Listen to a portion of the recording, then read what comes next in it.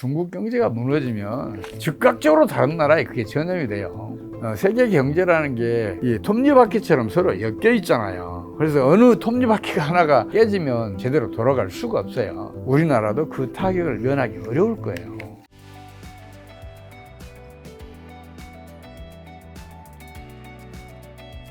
이제 경제병약 책을 쓰신 이제 소장님과 함께 경제에 대한 이야기를 지금 듣고 있는데요. 자, 그럼 굉장히 힘들었다고 하는 중국 경제, 지금 어떻고 소비 투자 수치 어떤 상황인가요?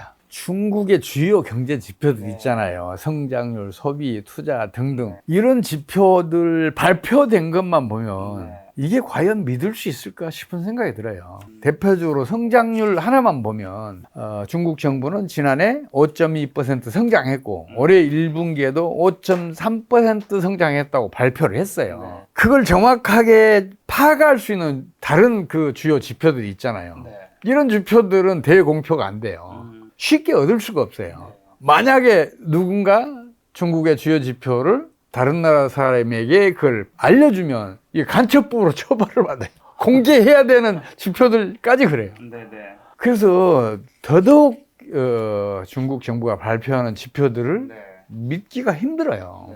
실제로도 어렵사리 얻어진 자료지만 부분적인 그 구매 지표들, 또 소비 지표들, 특히 전력 소비량 같은 거 이런 것들을 살펴보면 중국 경제는 이미 지난해 늦어도 4분기부터는 마이너스 성장을 간 것 같아요. 실제로 지금 중국 대도시에서는 노숙자들이 급증하고 있잖아요. 중국의 명문대학을 나왔는데 직장을 못 잡아서 알바 뛰는 그 사람들도 많다는 그런 보도가 나오잖아요.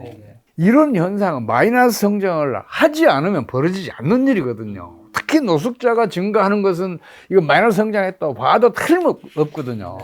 그래서 지금 중국 경제는 참 지표란 다르게 어렵겠다. 그래 침장만 하고 있어요. 거기에다 수출 기업들 있잖아요. 지금 계속 밀어내기 수출하잖아요. 유럽의 주요 항구들은 전기차 적치장이 돼 있잖아요. 그게 언제 팔릴지 몰라요. 이거 왜 그러겠어요? 일단 선정만 해놓으면 수출 기업들은 LC를 이거를 은행에서 매각을 해서 수출 금융을 받을 수가 있어요. 수출 대금을 받을 수가 있어요. 그럼 연명을 해가요. 거기에다 지금 원가에 미치지 못하는 가격으로 지금 계속 수출하고 있잖아요. 그게 뭘 의미하겠어요? 수출 금융에 의존해서 겨우겨우 연명하고 있다는 얘기거든요. 그래서 중국 경제가 우리가 생각하는 것보다 경제 지표는 물론이고 훨씬 어려운 상황이겠다. 그런 판단을 저는 하고 있어요. 실제로 중국 대도시 뭐 노숙자도 굉장히 급증하고 있다면서요. 일자리가 없으니까요. 과거에는 일일 노동자들 있잖아요. 상근자들 말고. 그 사람들이 일자리를 웬만하면 다 얻을 수 있었어요. 근데 열흘을 찾아가도 일자리를 찾기가 어렵다는 얘기를 하잖아요. 그 사람들 어떻게 하겠어요? 특히 농민공 중심으로 그 사람들 월세 못 내잖아요. 참 이 말씀은 드려야겠네요. 중국은 거주증이 있어야 주택을 매입할 수 있어요. 이 거주증이라는 게 우리는 주민등록증인데 그래서 상해에는 원주민 아니면 거주증을 안 줬어요. 그 사람들은 어쩔 수 없이 월세 내고 살았었어요. 근데 그 월세를 지불할 수 있는 일자리가 없어요. 그러니까 노숙자가 늘어날 수밖에 없죠. 자, 중국 경제 성장이 이토록 낮아진 이유는 뭐고? 그러면 시진핑 정부의 잘못은 뭘까요? 가장 직접적인 원인은 아무래도 부동산 시장의 붕괴라고 볼 수 있어요. 그 부동산 시장은 붕괴됐다고 봐야겠죠.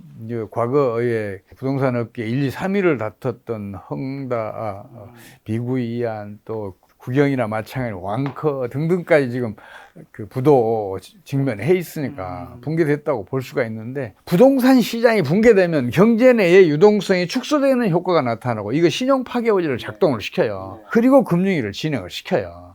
근데 중국은 강력한 통제경제 체제예요. 그래서 금융위기 진행을 어떻게든지 막아내고 있어요. 통제경제 체제라는 강력한 댐을 구축해서 밀려오는 홍수를 지금 막아내고 있는데 홍수가 자꾸 밀려오니까 지금은 그 댐 위로 물이 넘치고 있어요. 댐 위로 물이 넘치면 그 댐은 반드시 무너지거든요. 중국의 금융위기가 터지는 게 언제이냐만 문제이지 그 터지는 걸 막을 수 없을 것 같아요. 그게 터져야 중국 경제가 살아날 계기를 마련할 수 있지 않을까 싶어요. 말씀하신 대로 중국 부동산 기업 파산 이슈도 굉장히 크게 있었는데 지금 중국 부동산 시장 정확하게 어떤 상황인 거죠? 그런 보도들이 있잖아요. 빈집이 1억 채를 넘어섰다. 건설이 중단된 주택이 3천만 채가 넘어섰다. 이게 상징적으로 얘기하잖아요. 부동산 시장 완전히 붕괴됐다고 보셔도 틀림없어요.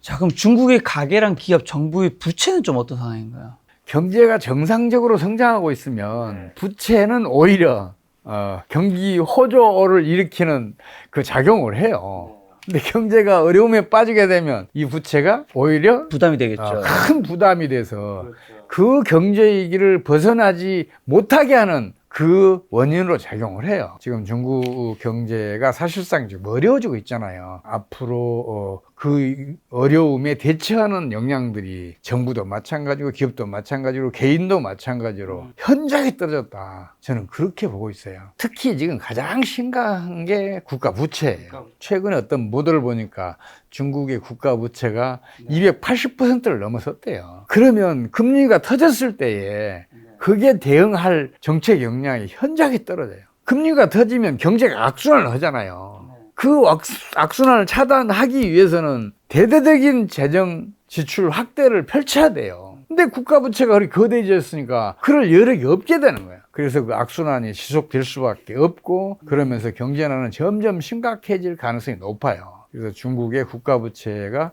앞으로는 큰 문제가 되겠다 그런 생각을 하고 있어요. 지방 정부는 더 심각해요. 그동안에 지방 정부는 소유하고 있던 토지 사용권을 건설회사에 매각해서 재정 수입의 30 내지 40%를 충당해 왔는데 부동산 경기가 붕괴되면서 사실상 토지 사용권 매각이 안 되고 있어요. 그래서 일부 지방 정부는 지금 공무원들 월급도 못 주고 있는 상황이에요. 지방정부 재정 사정이 워낙 열악해지니까 중앙정부에서 지방정부에 지방금융공사를 설립하게 허가를 해줬어요. 근데 또 이게 한계에 와서 그 지방금융공사들조차도 지금 부도날 수도 있겠다. 그렇게 저는 판단하고 있어요. 개인 빚, 기업 빚은 구체적인 숫자들이 지금 발표가 안 되고 있어서 제가 거기에 대해서는 다른 말씀을 드리기가 어려운데 그것도 상당히 심각한 것으로 저는 알고 있어요. 특히 지금 건설이 중단된 거, 또 빈집인 상태에 투자한 사람들, 이 사람들은 그 은행 대출 받아서 그걸 주택을 매입했었거든요. 그 사람들 지금 상황이 굉장히 어렵다. 저는 그렇게 보고 있어요. 만약에 중국이 무너지게 되면 동북아시아는 전 세계 국가들에 어떤 영향을 좀 미칠까요? 중국 경제가 무너지면 즉각적으로 다른 나라에 그게 전염이 돼요.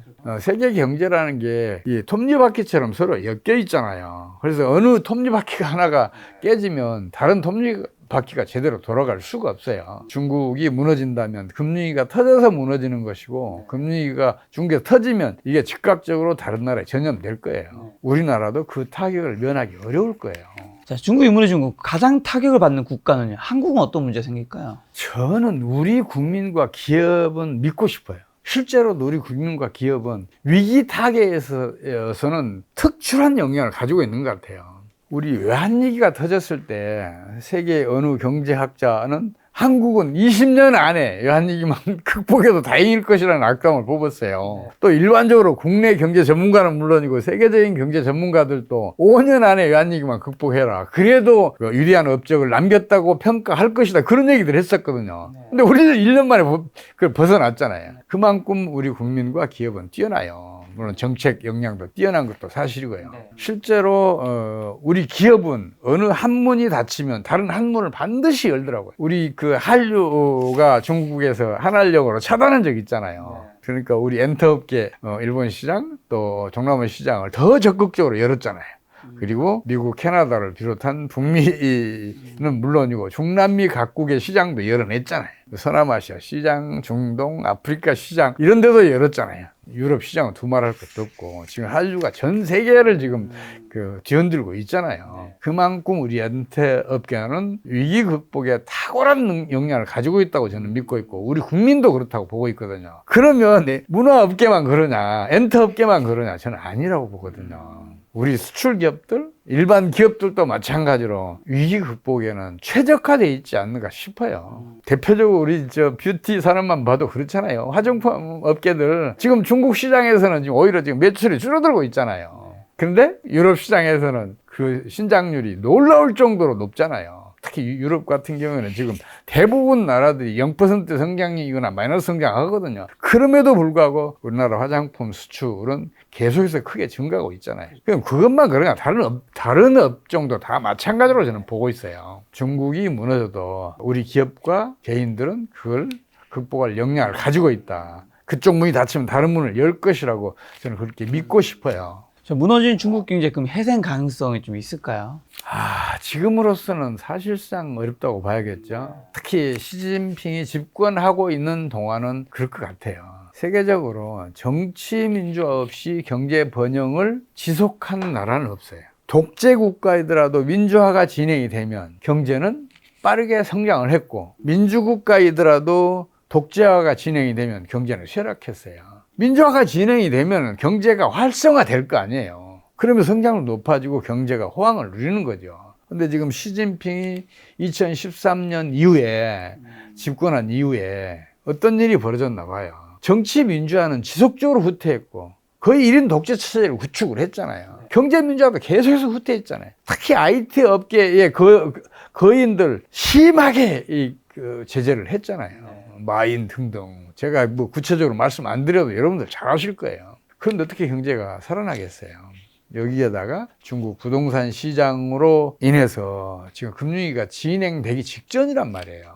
그렇다면 당분간 중국 경제의 앞날은 어둡다. 중국 경제가 만약에 파국적인 위기의 국면에 빠져들면 그때부터 살아날 모멘텀이 주어질 것 같아요. 파국적인 국면으로 가게 되면 중국 경제 총 수요가 줄어든 것보다 총 공급 능력이 급격하게 줄어들게 되거든요. 많은 기업들이 도산하기 때문에. 그러면 총 수요가 총 공급보다 더 우위인 상황이 벌어져요. 이걸 공급자 시장이라고 그러잖아요. 공급자 시장에서는 기업들의 이익이 증가를 해요. 기업들의 이익이 증가하면 살아남은 기업들은 이익을 더 크게 하기 위해서 생산 늘리고 고용 늘리고 투자를 늘려요.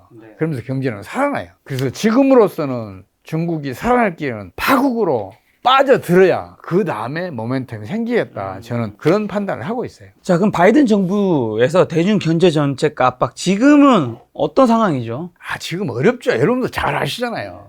그래서 저는 이제 거기에 대해서 구체적인 말씀을 안 드릴게요.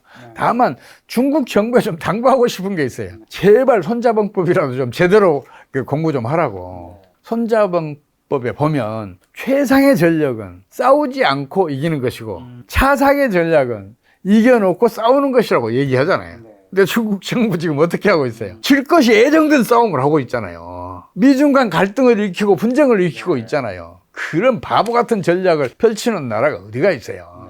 참 안타까워요. 중국 경제가 잘 나가야 우리도 그 덕을 볼 수가 있잖아요. 그렇죠. 그래서 제가 대신 걱정을 해주고 있는데, 그리고 무엇보다 그 위험한 게 국뽕이에요. 국뽕을 내세우면 정치 지도자가 절대적인 지지를 받을 수 있어요. 근데 경제적으로는 이게 치명적인 타격을 입히는 경우가 많아요.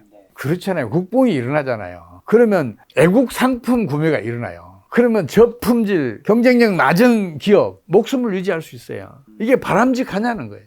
기업이라는 것은 경쟁에 노출되고 위험에 노출돼서 결사적인 노력을 기울이면서 성장을 하는 거고, 또한 그 경쟁력도 높아지는 거잖아요. 국뽕이 그걸 막아요. 그래서 국뽕이 지배를 하게 되면 그 경제는 반드시 쇠락해요. 중국 정부가 그걸 앞장서 했잖아요. 1대1로 사업, 중공몽 등등을 내세워서 국뽕을 한업시켰잖아요. 그 결과가 지금과 같은 경제는 아니에요. 그래서 불필요하게 미중 갈등도 일으켰고 미국의 중국에 대한 견제도 발생하게 된 거죠. 참 불행한 일이에요.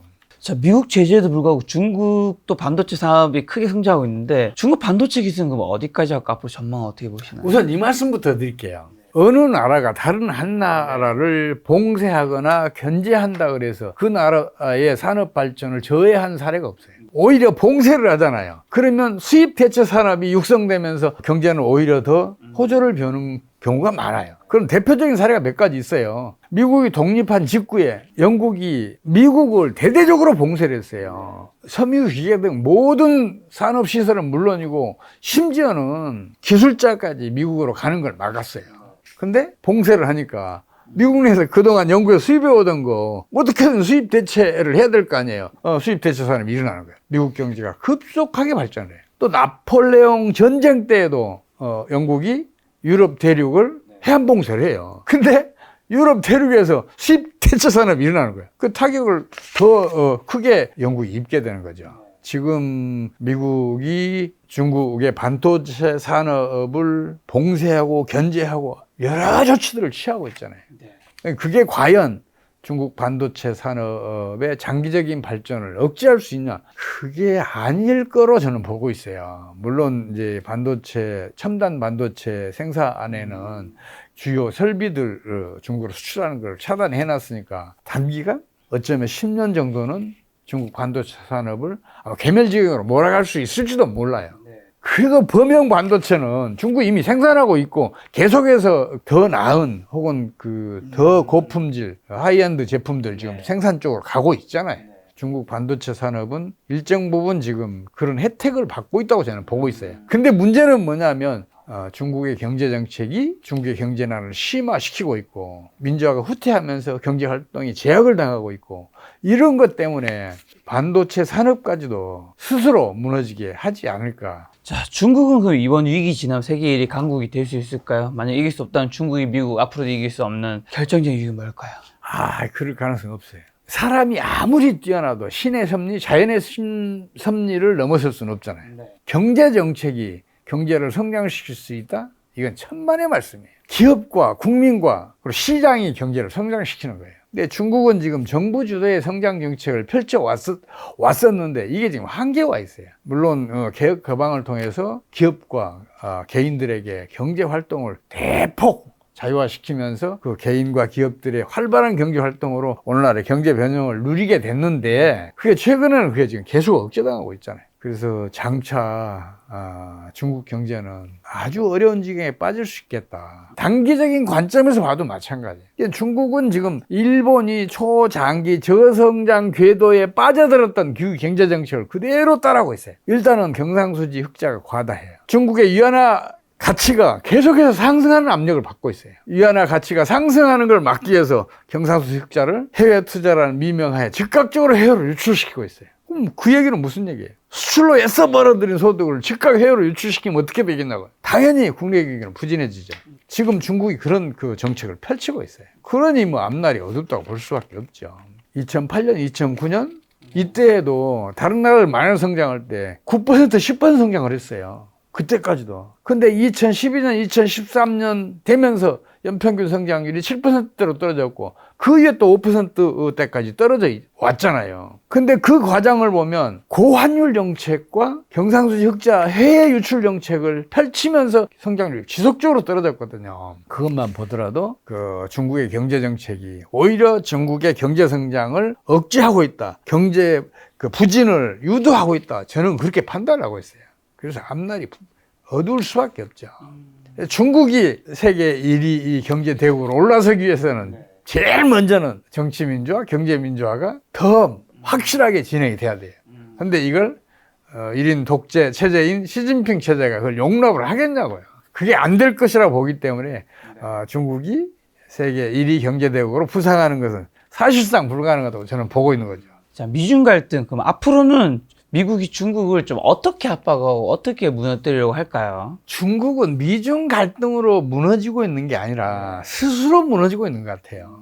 보호무역주의나 또 양국 간 분쟁, 이게 사실은 세계 경제 치명타를 입혀요. 대공황 때 이미 증명됐잖아요. 미국의 홀리스무트법이 제정되면서 보호무역지가 확산이 됐잖아요. 국내 고용 보호하자, 국내 산업 보호하자, 그러면서 이제 보호무역지가 확산이 됐는데, 그게 다른 나라 가만히 있겠냐고요. 반드시 보복 조치를 취하잖아요. 그래서 세계 교육 규모가 대폭 줄어요. 세계 교육 규모가 줄어들면 어떻게 되겠어요? 리카도가 얘기했던 비교우위가 역으로 작동을 할 거 아니에요. 또 규모 경제가 역으로 작동을 할 거 아니에요. 노동분업도 오히려 반대로 생산성을 축소시킬 거 아니에요. 그런 일이 벌어지기 때문에 갈등이든 분쟁이든 혹은 보호무역주의든 이게 세계 경제를 쇠락시키는 가장 큰 원인 중에 하나예요. 이제 그런 일이 벌어지지 않았으면 좋겠는데 중국 경제가 먼저 스스로 무너지고 있으니까 미중 갈등도 앞으로 잠잠해지지 않을까 싶기는 해요. 자, 그럼 미중 갈등 속에서 수혜받은 한국의 산업과 한국의 치아의 전략은요? 그 갈등으로 혜택을 볼 나라는 없어요. 저는 그렇게 봐요. 우리나라도 그 수혜를 받을 일은 없을 것으로 저는 보고 있어요.